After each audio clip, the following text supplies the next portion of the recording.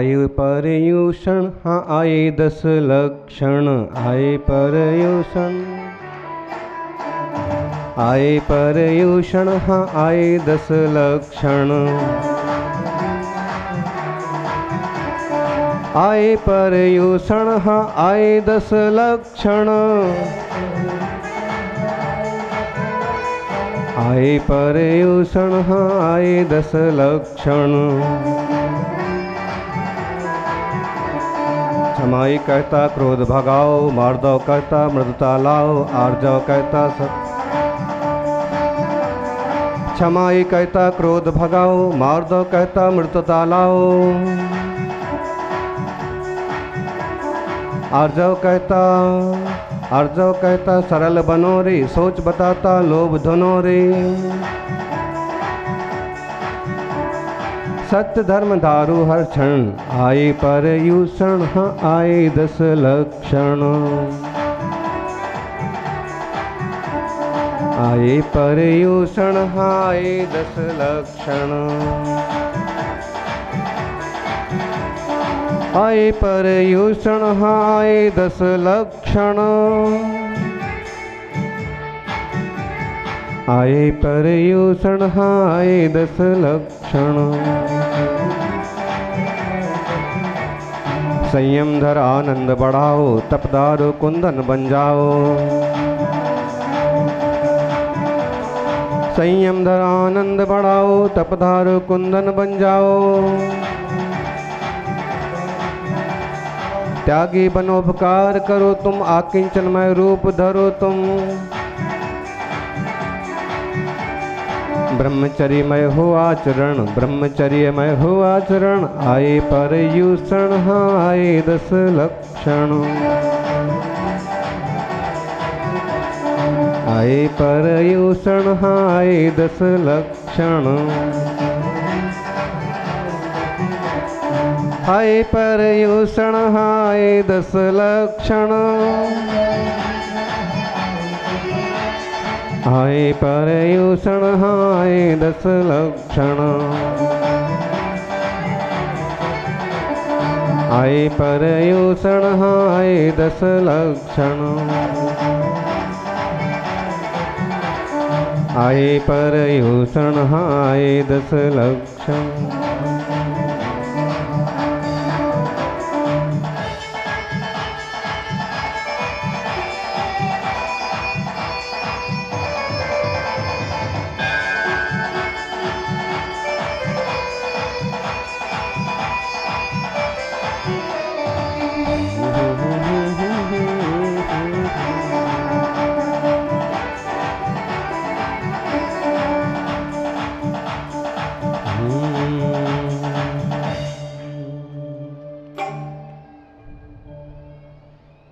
आदिम तीर्थेश्वर आदि विधाता देवाधिदेव महादेव आदिनाथ भगवान की, वर्तमान जिन शासनायक वर्धमान महावीर भगवान की, आचार्य श्री आदिसागर जी महाराज की, आचार्य श्री महावीर कीर्ति जी महाराज की, आचार्य गुरुवर श्री सन्मति सागर जी महाराज की, आचार्य श्री सुनील सागर जी महाराज की, आचार्य संत की, जयकारा गुरुदेव का, जयकारा गुरुदेव का, जयकारा गुरुदेव का।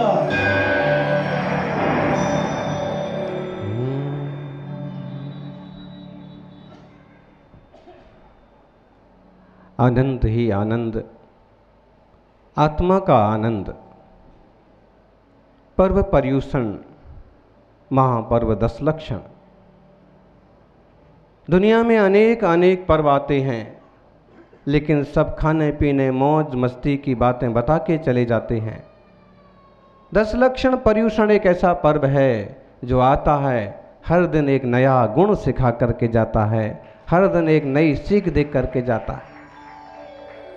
एक छोटे से गीत में आपने 10 दिन के सार को समझा कि आए पर्यूषण, आए 10 लक्षण।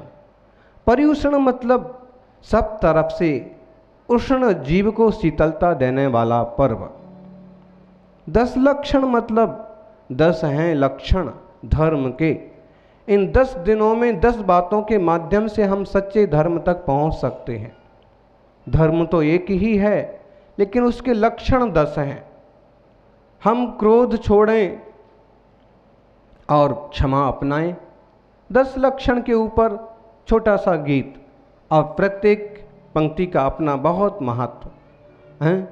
आए पर्युषण, आए 10 लक्षण।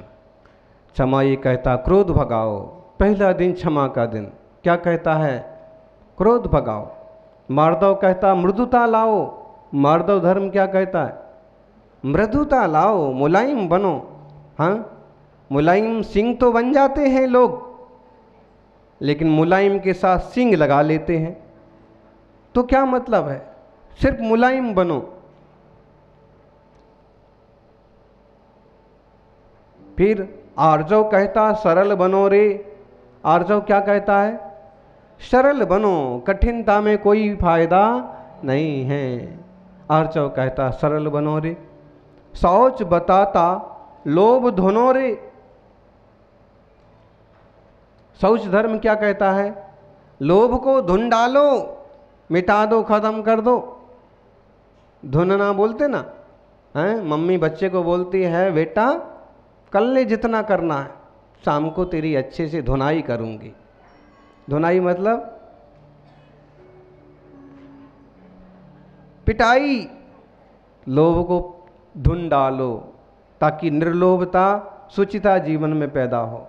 और सत्य धर्म धारो हर क्षण,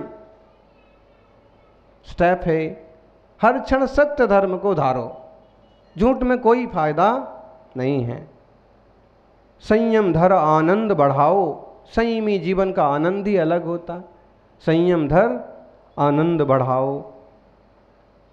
तप धारो, कुंदन बन जाओ। तप करने वाले लोग कुंदन जैसे, सोने जैसे चमकने लगते हैं। भले शरीर दुबला होता है, लेकिन तेज कांति बढ़ जाती है। कुंदन बन जाओ। त्यागी बन उपकार करो। तुम त्यागी बनो और त्याग करके वो सामान सब दूसरों को दे दो। अथवा त्यागी बन के गांव-गांव जाके लोगों को मार्गदर्शन करो, उपकार करो, दान करके उपकार करो।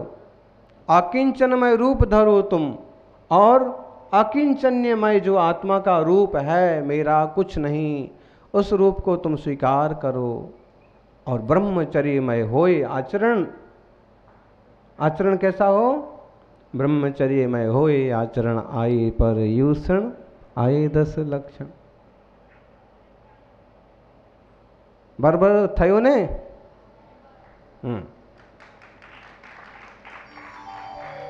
तो केवल 2 मिनट में 10 धर्मों की व्याख्या। और 2 मिनट में 10 धर्मों की व्याख्या तो हो सकती है, लेकिन 10 दिन में भी इसे धारण करना सीख लिया तो हमारे लिए सिद्धि की प्राप्ति हो जाएगी। अगर जीवन में आ गए तो 2 मिनट में तो इसकी व्याख्या होती है, और जीवन में उतर गए तो 2 सेकंड में मोक्ष भी हो जाएगा।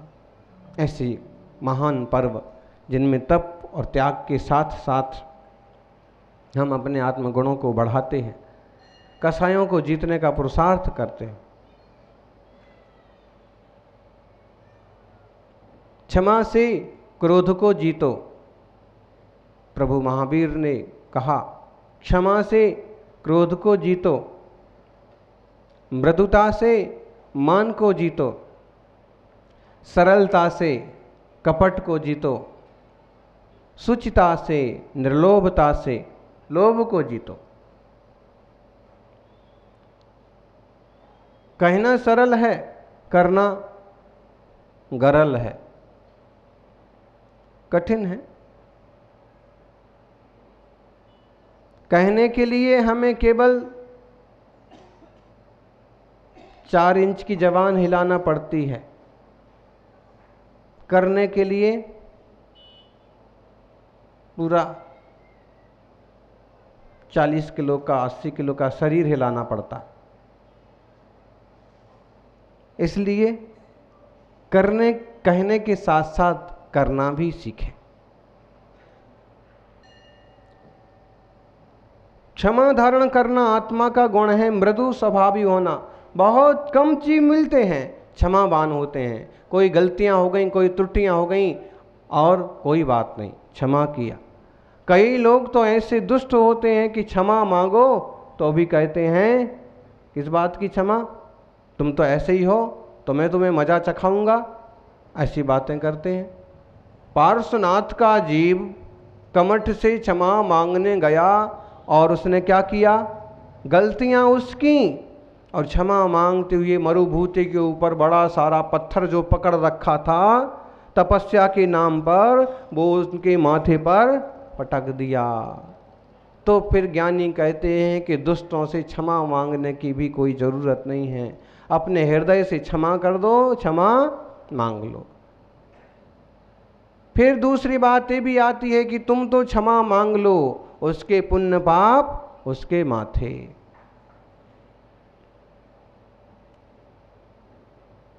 अहंकार, मान के कारण से हम दूसरे का सम्मान भी कुछ नहीं समझते।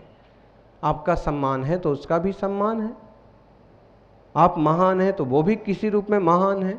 हम किसी का अपमान कैसे कर सकते हैं? मानी व्यक्ति किसी और का सम्मान नहीं समझता।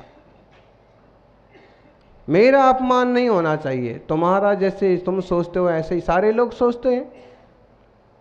मृदु बनो, मुलायम बनो, कहीं भी एडजस्ट हो सको, कुछ ऊंचा नीचा हो जाए तो तुम्हें चुभे नहीं। निष्कपट बनो।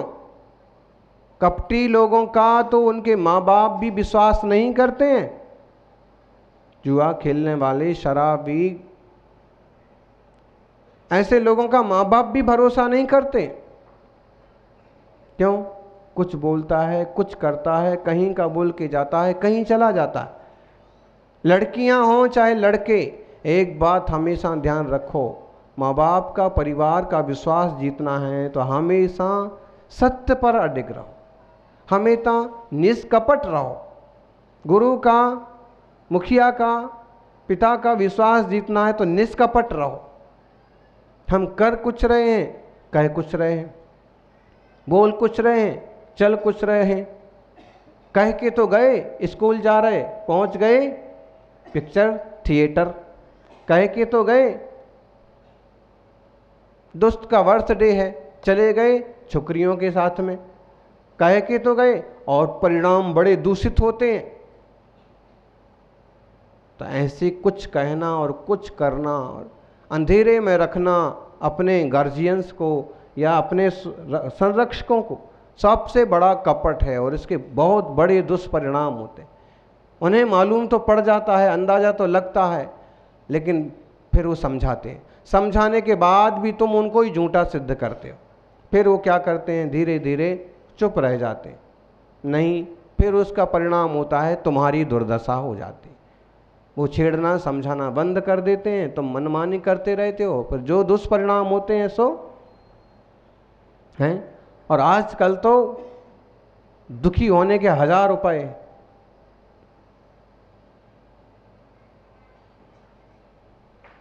ना कपट का मन, ना कपट का वचन और ना कपट का काम, ऐसा कुछ नहीं करना।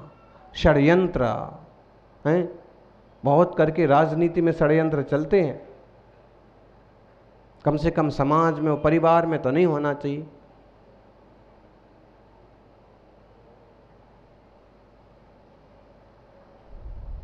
हम दूसरे के लिए खड्डा खोदते हैं तो हमारे लिए पहले ही खड्डा तैयार होता है। दो तुझको काटा वो बे,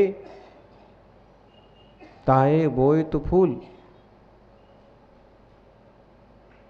तुझको फूल के फूल हैं, बाकू हैं त्रिशूल। अगर कोई कपट करके तुम्हारे लिए कांटे बोता है, बोने दो।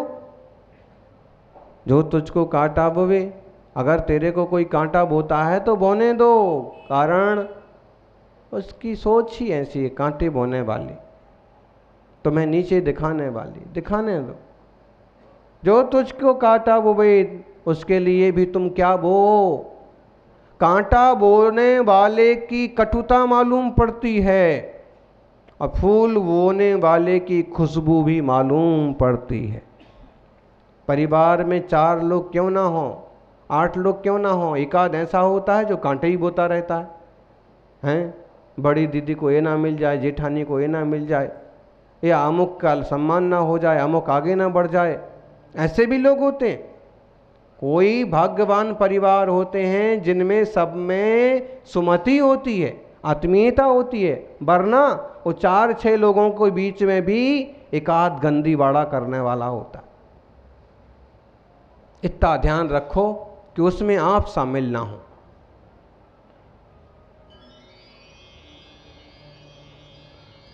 कांटा बोने वाला का कड़वाहट मालूम पड़ती है, फूल बोने वाले की खुशबू भी मालूम पड़ती है।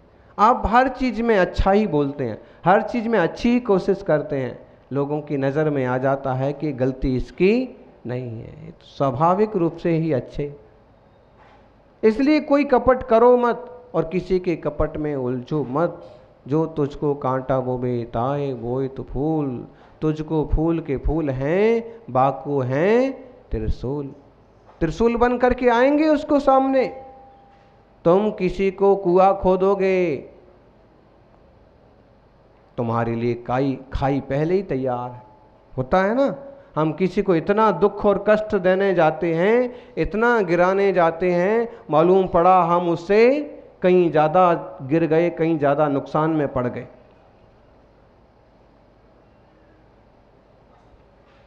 इसलिए ज्ञानी जन, समझदार लोग, किसी के साथ कपट नहीं, कोई छल नहीं करना, कोई लूटना नहीं है, कोई पैसा दबाना नहीं है। ऐसा अपने माथे आता है। कपट छुपाया ना छुपे, छुपे तो मोटा भाग, दाबी दूबी ना रहे, रुई लपेटी आग। कपट छुपाने से छुपता नहीं है, कितना भी दबाओ। रुई में यदि आग लग गई, कपास में यदि आग लग गई तो बुझ सकती है, कपास की आग बुझती नहीं है।